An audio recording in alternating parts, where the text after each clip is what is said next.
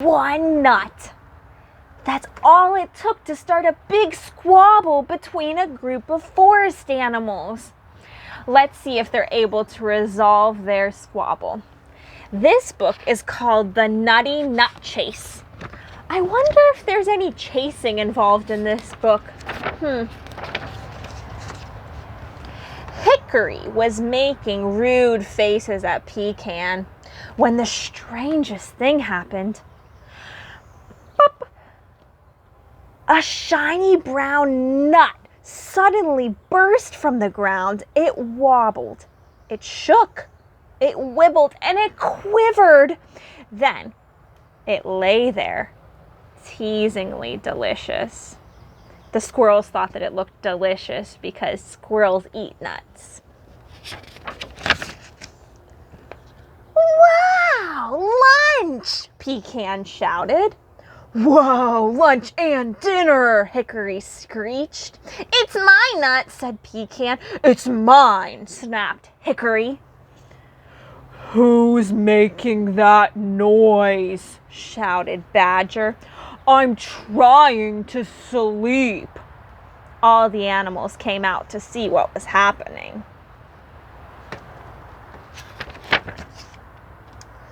My nut, Pecan shouted.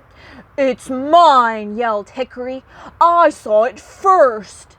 Did not. Did so. Bop his nose, shouted the littlest rabbit. Certainly not. Bopping noses does not solve problems, said Badger firmly. There will be a competition, and the winner will get the nut. I know, said Hedgehog. The prickliest wins. But you're the prickliest, said Pecan and Hickory. Ah, so I am, said Hedgehog, delighted. I win. I get the nut. Oh, I know. The cuddliest gets the nut, said Little Rabbit. I win. Enough, said Badger. We will have a race. First to reach the post wins. Hooray! A race! Everyone cheered. Blackbird whistled. The start of the race. They were off. Pecan and Hickory shot ahead, but the rabbits were close behind. Hedgehog tried to run, but only managed to waddle. In a huff, he curled himself into a ball, and he rolled full speed down the slope. Littlest Rabbit looked back to see a prickly ball spinning towards them. Look out! He called.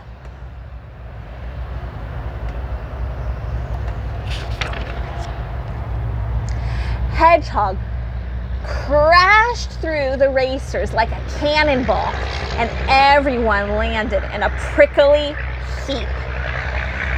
Oh dear, tutted Badger. We'll have to start again, and prickly cannonballs are not allowed. Hedgehog snorted off.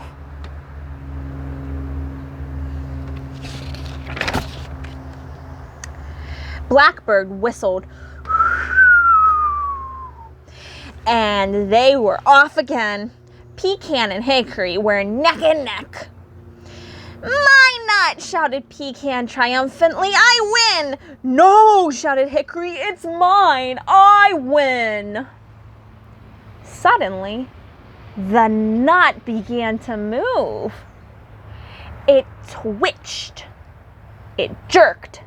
It joggled, and it jiggled until, plop, it disappeared down under the ground. It's a magical nut, shouted the littlest rabbit. Nutty Magic, squealed Hedgehog, racing back to see.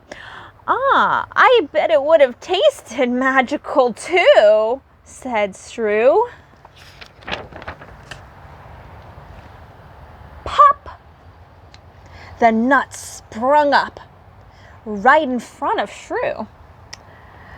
"Quick, grab it!" shouted the littlest rabbit. All the animals shot across the grass, rolling and shrieking, jumping and hopping, banging and bopping into each other.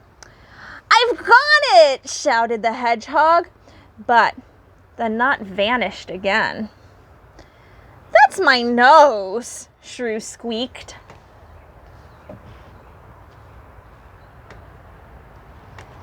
"I wonder where the nut's going," said Badger suddenly. "Look."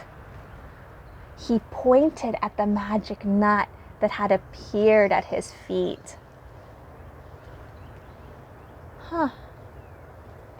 Everyone tiptoed up to it.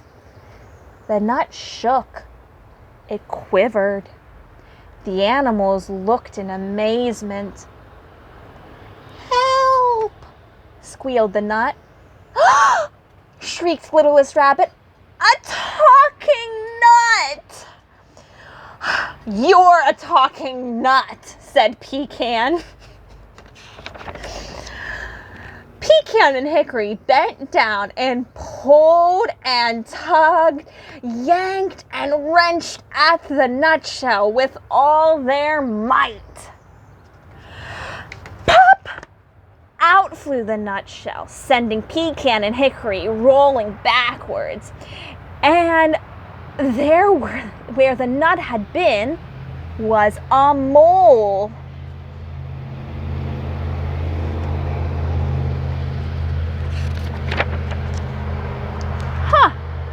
Mole shook himself, and he stood up on his two tiny legs. "Thanks," he said. "I thought that I would be stuck in that nutshell forever." Littlest rabbit put the empty shell on his head. "It makes a great hat," he giggled. "That looks like the tastiest nut ever," groaned Pecan and Hickory. "Oh, there's plenty more where that came from," chirped Mole, and he disappeared underground. I wonder what he's getting. Suddenly, shiny nuts began popping up all over the place. Pop, pop, pop, pop. "There's enough for everyone," Mole chuckled. "Magic!" shouted Hickory. "Magic!" shouted Pecan. "Nutty Magic!" everyone shouted, and they all munched with delight.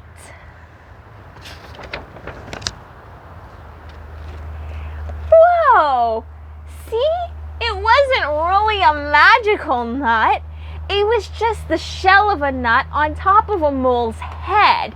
The shell had gotten stuck on top of the mole's head. He couldn't get it off. So the forest animals helped pull the nutshell off of his head. And then the mole had more of those delicious nuts hidden down in his home underground. So he gave them all a nut. That was so generous of him. All right, bye.